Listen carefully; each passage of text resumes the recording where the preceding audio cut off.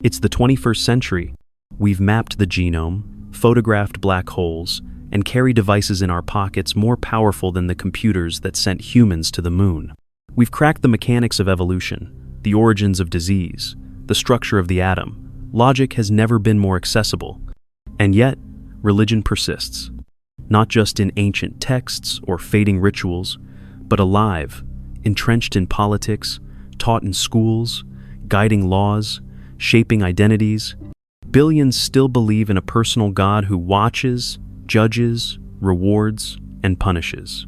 Billions still kneel, fast, chant, and pray.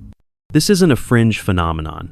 It's mainstream, it's global, and it raises a disturbing question. If the core claims of religion are no longer supported by evidence or reason, why hasn't it collapsed under its own weight? Why do supernatural beliefs survive in an age defined by information? This video isn't about mocking faith, it's about dissecting its endurance, logically, psychologically, and culturally. Because understanding why religion still exists tells us more about us than it does about any deity. Historical utility. Religion as early human software. To understand why religion exists, you have to strip it of its holiness and look at it for what it was, a tool. Long before monotheism, before prophets, before commandments carved into stone, humans were trying to survive. The world was chaotic, hostile, unknowable.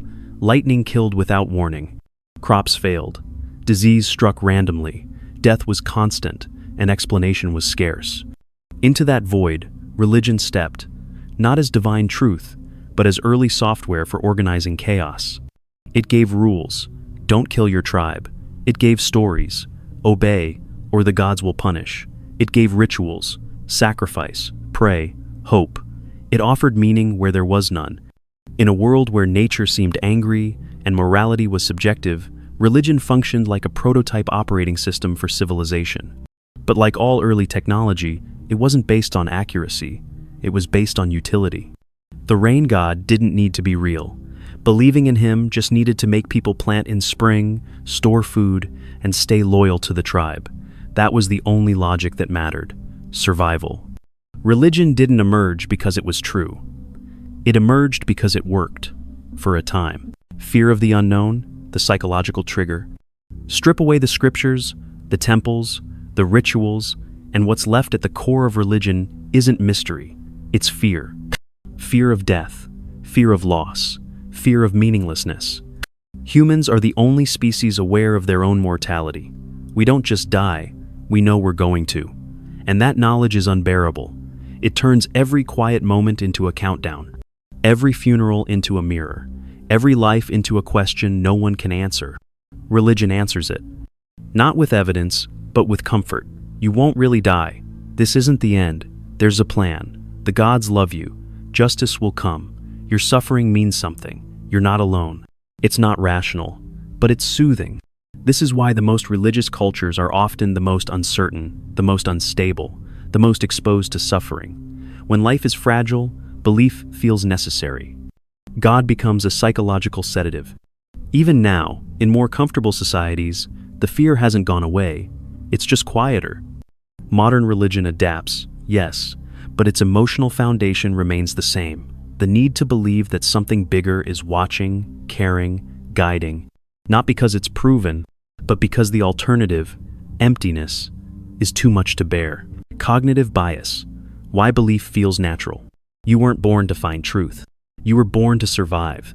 Your brain, every inch of it, is the product of evolution. And evolution doesn't care about accuracy. It cares about efficiency, about shortcuts, about what works fast, not what works correctly. And that's why religion feels so natural. Your mind is wired for pattern recognition. You see faces in clouds, shapes in stars. You connect dots even when they don't exist. This is called apophenia. In the wild, it's better to mistakenly think there's a predator in the bushes than to ignore a real one. Now add agency detection. Your tendency to assume that unexplained movements or outcomes were caused by someone. Not something. Someone. That's how thunder becomes a god. That's how disease becomes a punishment. That's how coincidence becomes divine intervention. Then there's confirmation bias. You remember the prayer that was answered, not the dozen that weren't. You seek out information that supports your beliefs and ignore what threatens them. You build an internal echo chamber without even realizing it. And religion? It's built to exploit these flaws. It wraps stories around your biases. It rewards belief. It punishes doubt. It gives the illusion of certainty in a world that's anything but. That's not logic. That's wiring. You're not stupid for believing. You're human for believing. But that doesn't make it true. Cultural momentum. Inherited without choice. You probably didn't choose your religion. It was given to you, like your name, your language, your accent, handed down by parents who were handed it by theirs, passed through generations like genetic memory, like tradition dressed up as truth. And that's the trick. By the time you're old enough to ask questions, the answers have already been written for you. You're told what God wants, what sin is, what happens when you die. Not through argument, but through repetition, through songs you sing as a child, through stories wrapped in love, through community, holidays, symbols. Before you can reason, you're surrounded. Religion becomes background noise, so constant you stop noticing it. And if you grow up somewhere else, different gods, different doctrines, same conviction. This is cultural inertia, belief surviving not because it's examined, but because it's inherited. It's not just about faith, it's about identity, family, belonging. To question the religion is to risk social exile, to become the outsider, the heretic, the disappointment. So most people don't question, not because they're convinced, but because the cost of asking is too high. That's how belief survives, not through logic, but through legacy. The cost of leaving. Why many stay quiet. Leaving a religion isn't just a decision, it's an event, and often a crisis. You're not just walking away from beliefs. You're walking away from family expectations, lifelong friendships, your place in the community, maybe even your own sense of self. In deeply religious societies, losing faith doesn't just make you an outsider, it makes you a threat. And the penalties can be brutal. Shame, isolation, guilt, estrangement. Even in more secular cultures, the emotional cost is real. Many who stop believing still carry fear of hell, years after intellectually rejecting it. Others grieve the loss of certainty, the loss of meaning. A God-shaped hole doesn't disappear, it echoes. This is why many stay silent. They stop believing, but don't say it out loud.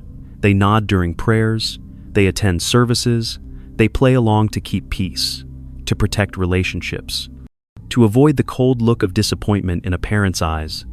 Religion, for many, survives not because it convinces, but because leaving it is too expensive. And in that silence, belief maintains its illusion of universality. Institutional power, religion's self-preservation engine. Belief may begin in the heart, but religion, once established, becomes something else entirely, an institution. And institutions don't survive by being true, they survive by being useful to themselves. Religions evolve systems to preserve power, hierarchies, doctrines, sacred texts, rituals, laws. They codify obedience. They claim divine authority. They control access to forgiveness, community, and even salvation. And they don't just discourage dissent, they brand it as heresy, apostasy, sin. These systems don't fade quietly. Religious institutions accumulate wealth, influence, and political power. They lobby governments, run schools, influence courts, command media. They infiltrate everything from healthcare to elections, not as beliefs, but as structures designed to perpetuate themselves. They protect themselves like any empire would.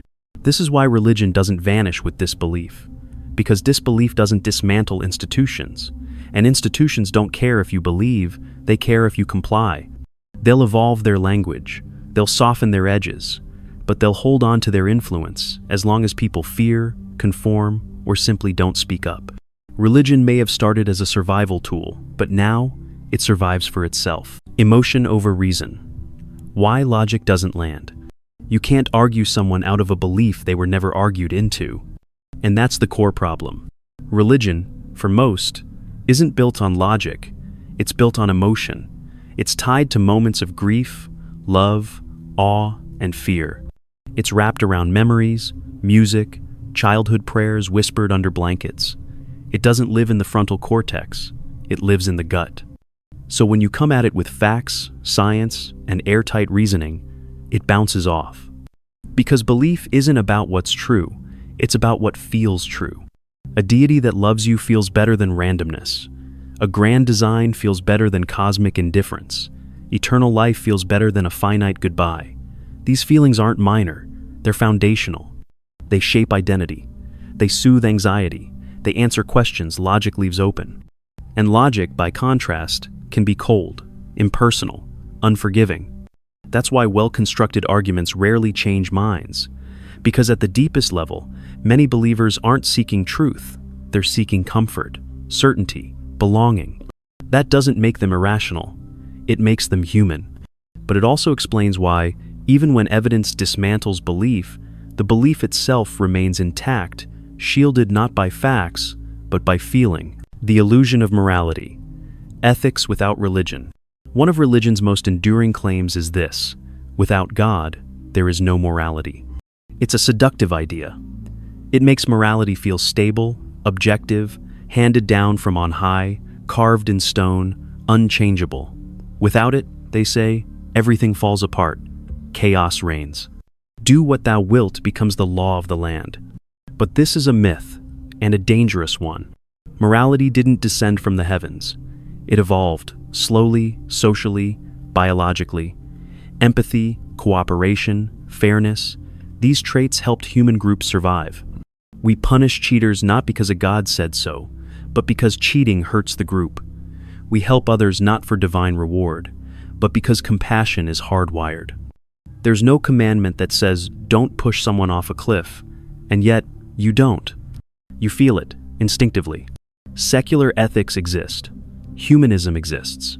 Philosophical frameworks for right and wrong, based on minimizing harm, promoting well-being, respecting autonomy, exist. And unlike religion, they evolve. They learn. They correct their own flaws. Religious morality, on the other hand, often preserves injustice under the label of tradition. It sanctifies ancient cruelty. It resists progress, because to admit error is to question divine authority. Morality doesn't need gods. It needs empathy, reason, and courage. Modern disintegration.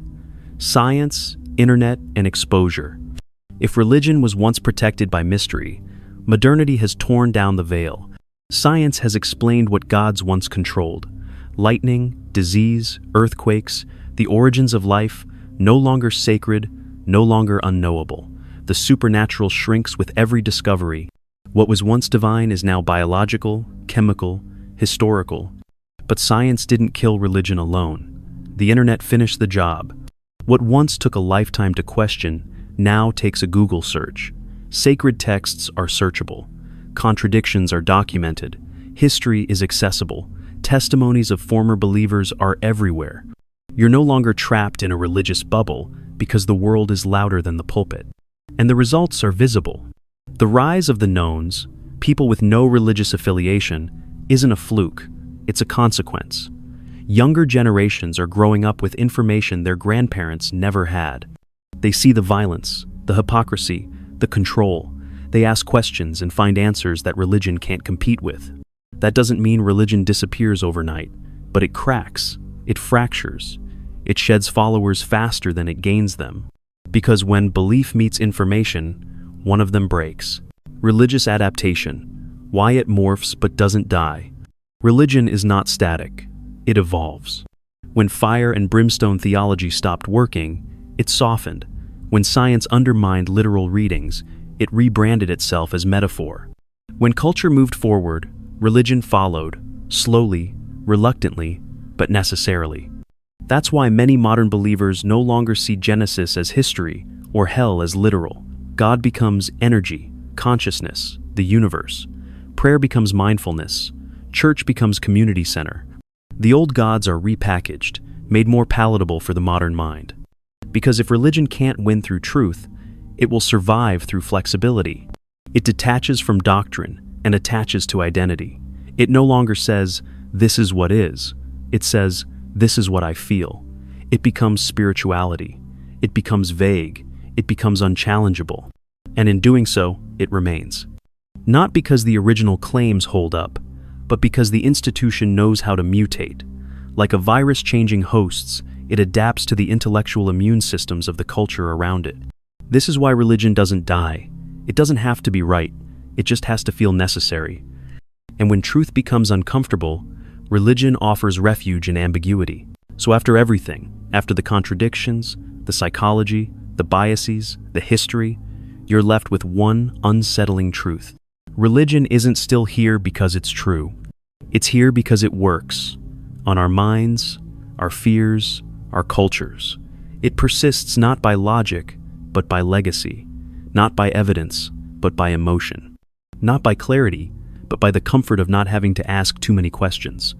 It survives in silence, in ritual, in the cost of leaving, in the convenience of inherited answers.